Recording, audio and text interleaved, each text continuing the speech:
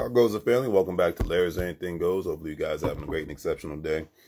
Sorry for the quick video and bad lighting, but I have a wedding to attend to and I'm running behind schedule. So you know how it is, but it's Veterans Day. So let's give thanks and praise to the veterans. You know, they've helped keep and preserve freedom in the United States and around other parts of the world.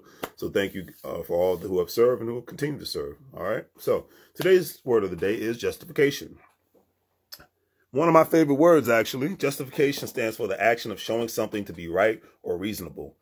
The action or declaring or righteousness of something in sight. Now, I chose this word today for one very specific reason. A lot of times you have to justify people's existence in your life. Not existence in life, but existence in your life. Everything's a business decision, whether people want to admit that or not. And outside of, your children, because you've given birth to them or you help give them birth, you have the friends and even family members. Hey, what is the justification in life? Not in the simple fact of, hey, what are they doing for you? But how are they adding value to your life and how are you adding value to their life? That is the main thing, because I got friends. I only have like a handful of friends left.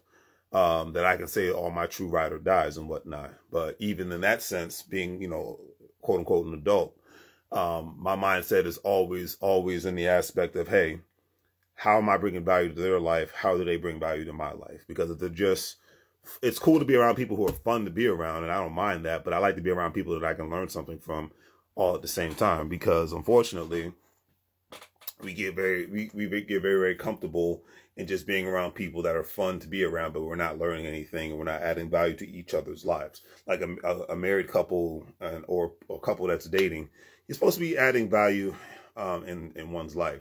I think the fun part is just the bonus of it. It's like look at it as having a job, owning a business. You get a certain amount of income, except if you own a successful business, your income can be, fluctuates like the stock market or like when a politician starts talking. But for the most part, you have a certain amount of money that you're getting on a daily, weekly, monthly, yearly basis. Okay. And with that being said, you're generating a certain amount of money, but every now and then you might get a bonus, or if you own a business, or if you're even in the sales industry, your sales projections might increase more because of the increased effort that you had, or just because the customers love the service or the product even more so. So you get that extra bonus and things of that nature. And that's how, to me, friendships and relationships should be all the time. Nothing should be status quo anymore in today's world, because status quo is part of this being in the comfort zone, and what the comfort zone shows is a death sentence, and that means that even though that you are the CEO of your own life, you're not operating like the CEO of your own life, because CEOs make different executive decisions, and do different things on a regular basis. Not everything is status quo with a corporation. But one thing I heard today, it was like one of the best quotes I've ever heard. I'm going to do two quotes today, but Zoe Williams said this. I've been listening to him. He's, very big time in the entertainment industry. Very smart guy. Really just discovered his YouTube channel this year. But he said one of the most profound things that I never really thought about. And this is one thing for working people to take into consideration. They might not like it, but I think it's the truth.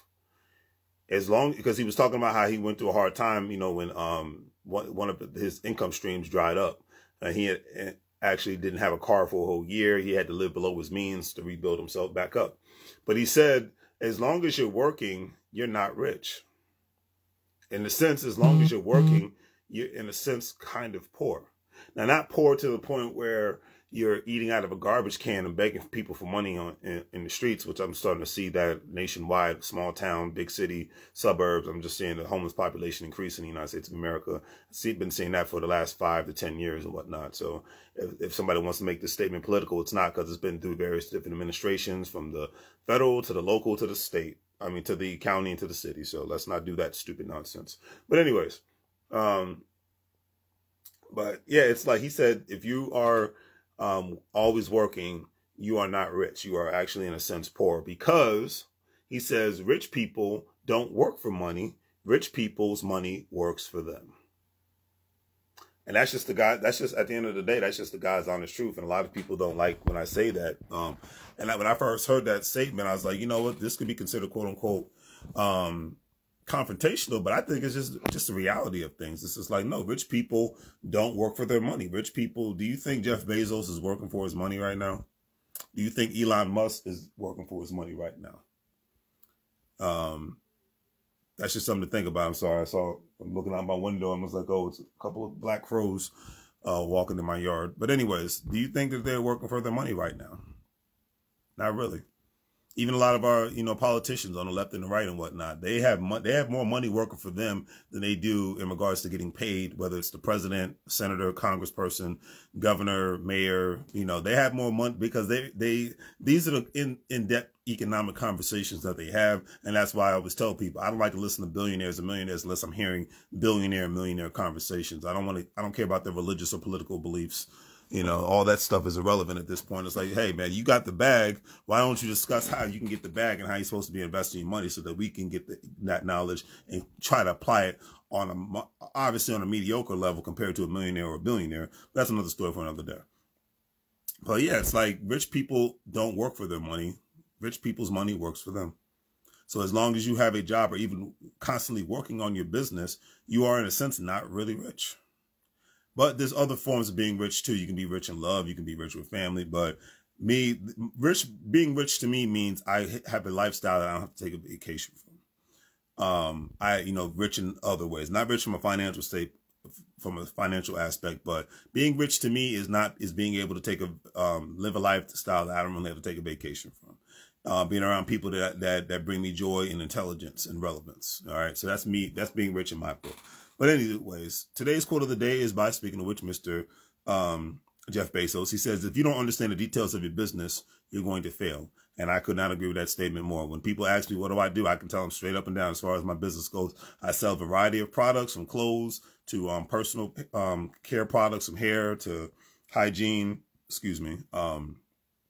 suitcases, things of that nature. And then I have my Larry's Anything Goes brand t-shirts and hats and all that great stuff, coffee mugs. Plus I buy rental properties. Plus I wholesale real estate, and I have a job. So I can tell you that was less than 5 minutes. So anyways, on that note, do the great 3 things because I'm running late. Like, share, and subscribe. Have a great day. Make money moves, or you're going to live, bro, like a fool. Take care.